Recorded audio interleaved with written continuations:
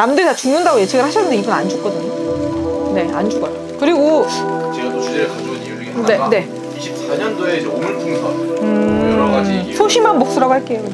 소심한 복수. 네.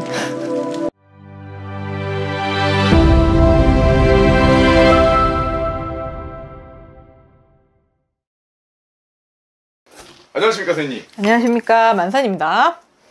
또 오랜만에 네. 촬영을 하고 있습니다. 네. 오늘 주제는 네. 사실 선생님의 또 인물사주가 네. 이 블라인드 신점이 또 유명하잖아요. 네네. 그래서 오늘도 누군지 말씀은 드릴 수 없습니다. 아이고. 사주만 드렸을 때 나오시는 신점을 선생님 평상시 점사 보시는 대로 이제 편하고 시원하게 말씀해 주시면 되는데요. 네. 또 지금 사실 궁금해하시는 분들이 네. 선생님이 점사를 보실 때 이렇게 종이를 이렇게 쓰시잖아요. 네네. 그게 뭐냐고 궁금해하시는 분들이 있어요. 점수 나온 거를 까먹을까봐 생각나는 거 적기 시작하면 메모를 자꾸 하게 되거든요. 그래서 제가 점사 보고 뭐 방문 상담하시는 분 기준으로 제가 이렇게 점사 본 거 다 적어드려요. 맞아요. 그래서 사실 거의 종이에는 아무것도 적혀 있지는 않거든요. 네네, 없어요. 종이 한 번만 보여주실 수 있나요? 예, 없어요. 점사라고 써있습니다. 네, 이제 선생님이 점사 내용을 네. 또 다녀가시는 신도분들이 까먹을 수 있으니까 네네. 적어주는 거라는 거 네네네네. 알아주시면 좋을 것 같고요. 네. 자, 한 분의 사주 드리겠습니다. 네.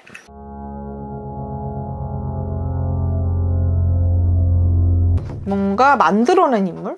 목적이 있어서 만들어낸 이건 생년월일이에요, 이거는. 아, 생년을 네, 자체가. 이거는 만들어낸 사주예요. 아마 지금 이 물어보진 이 지금 사주로는 이분 사주가 정확하지 않아요. 부정확해요. 그래요? 네, 이분 이 사주 아니에요. 그것도 사실 네, 아니래요. 이거 이 사람 사주 아니에요. 그러면 사실은 조금 신점이 정확하게 나오긴 좀 어렵나요? 어려운 건 아니고 차라리 그냥 대충 힌트를 한번 줘보시죠. 이거는 제가 볼 때 만들어낸 사주고요. 제가 볼 때 유명인 같아서. 사실은 이제 김정은 사주입니다. 선생님. 김정은. 네, 북한의 지도자. 그래요. 이분 사주를 공개할 수가 없어요. 이거는 말도 안 되는 거예요. 공식석상에 내놨다고 해도 이거 만들어진 사주 맞을 거예요. 이거 아니야. 자, 유명인들 사주 같은 경우는요, 오류가 날 수밖에 없는 게 사주를 정확하게 공개할 수는 없고요. 뭐 만약에 생년월일을 일찍 신고하든 늦게 신고할 수는 있잖아요. 그래서 그게 정확하다고 볼 수는 없어요. 제가 볼 때는 이분 사주대로면 사망한 게 맞죠. 그래서 공식석상 사주를 만약에 조금 좋은 쪽으로 평가할 수도 있고 맞춰서 작성할 수도 있거든요. 네. 뭐 택일 받아서 아이를 낳거나 할 수 있잖아요. 그런 식으로 사주를 조작할 수는 있죠.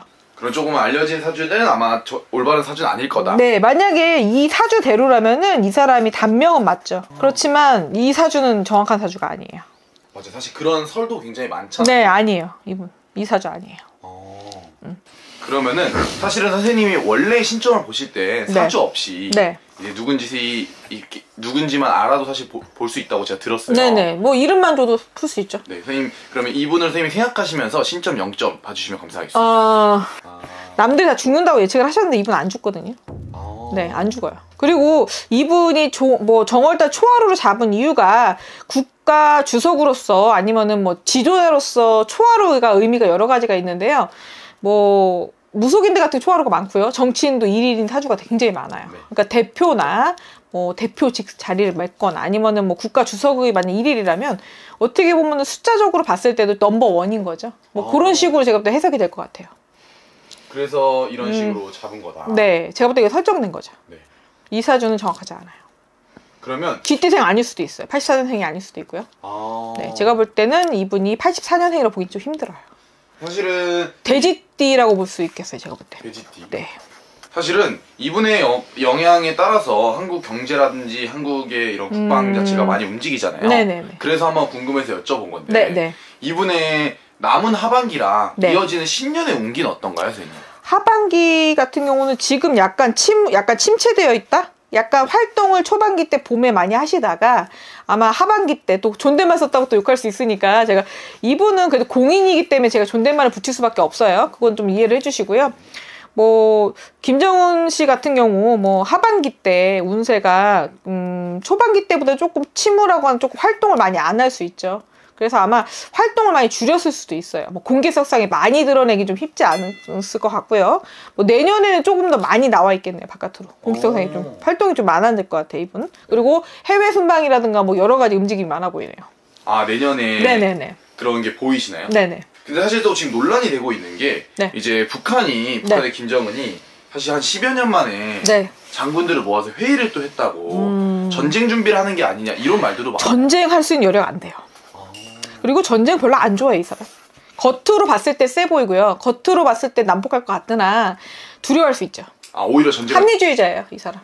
그리고 약간 뭐 어떻게 보면 박지라고 하긴 좀 그렇지만 이 사람이 조금 대의명분 쪽으로 기울 수 있어요. 대의명분이라고 네, 하면은? 고집만 부리지 않고 뭐 외교 문제에 대해서는 좀 개방적으로 갈 수 있죠.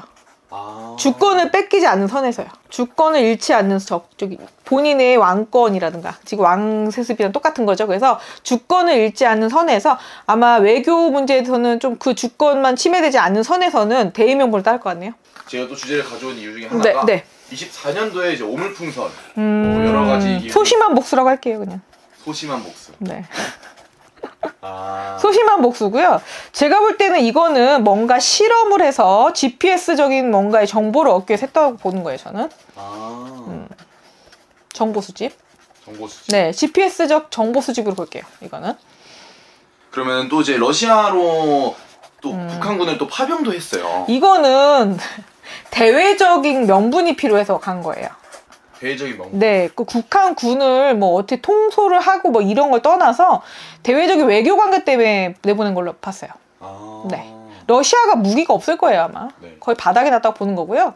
아마 갖고 있는 무기 중에 가장 쉽게 들어올 수 있으면서도 에너지라든가 이런 부분에 이득을 볼 수 있기 때문에 딜이 가능하기 때문에 북한 파병하지 않았을까 싶네요. 만약에 러시아에서 뭐 에너지 공급을 했다면 그거의 대가성이라고 보는 거죠. 네, 대가성이에요, 이거는. 대가성으로 어떻게 보면 돈 대신에 사람을 보낸 거죠. 돈으로 주입을 할 수는 없잖아요. 응? 그래서 아마 대가성으로 파병하지 않았을까. 또 조약도 있었겠고요. 자기가 그래도 열심히 하는 척은 해야 되지 않을까 싶네요. 그러면 선생님이 봤을 때 향후 전쟁의 가능성은 좀 적다고 전쟁의 가능성이 그닥 크지 않아요. 네. 일단 트럼프가 됐고요. 트럼프가 대통령 되면서 전쟁의 위험성을 많이 벗어났다고 보는 거예요. 특히 우리나라. 내년에 25년 7월달 정도? 여름 정도에 약간의 그런 기운이 강해질 수는 있어요. 원래는 전쟁 기운이 지금 겨울에 있을 수 있거든요. 지금 현재 있을 수 있지만 이게 어떻게 보면 넘어갈 것 같네요. 어느 정도 위험해요. 오물풍선으로 넘어가든 뭐 다른 걸로 만약에 오물풍선이 아닌 다른 걸 날릴 수도 있겠죠. 네, 근데 그게 미사일 정도 핵 정도는 아니고요. 좀 약간의 파괴력을 지닐 수도 있지만 그게 글쎄 의미상의 파괴라고 볼게요. 의미상으로.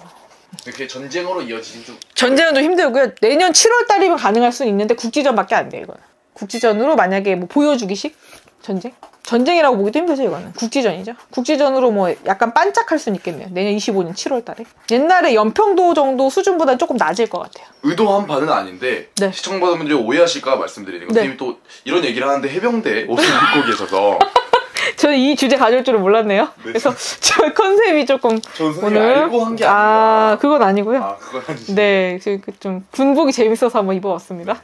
네. 그러면 또 사실은 선생님이 이렇게 조금 전쟁이 날 것 같지 않다라고 안심의 메시지를 주셔서 네네. 영상을 보시는 분들이 좀 위안을 삼을 수 있을 것 같아요. 네네네. 이제 마지막으로 영상을 보시는 분들에게 좀 선생님이 이런 쪽을 대비하면은 이런 위험에서 좀 벗어날 수 있을 것 같다는 팁이 있다면.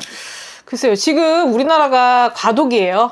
과도기고 어떻게 보면은 트럼프 당선되면서 전쟁 위기는 많이 벗어났다고 볼 수 있어요. 그래서 아마 트럼프가 종전선언 거의 할 것 같아요. 그래서 러시아, 우크라이나도 어떻게 보면 종전선언 할 거고요. 이란하고 이스라엘도 지금 종전선언이 지금 가능할 것 같아요. 11월, 12월 뭐 본 전에는 그러니까 지금 종전협상이 11월, 12월 달에 이루어질 것 같고요. 그리고 내년에 아마도 3월 전에는 전쟁이 종결되지 않을까 싶네요. 끌어도 3월 전엔 끝나요. 네. 선생님의 예언이 꼭 맞기를 바라면서 네. 영상 마무리해보겠습니다. 네, 감사합니다. 오늘 선생님 영감하고 좋은 정보 감사합니다. 감사합니다.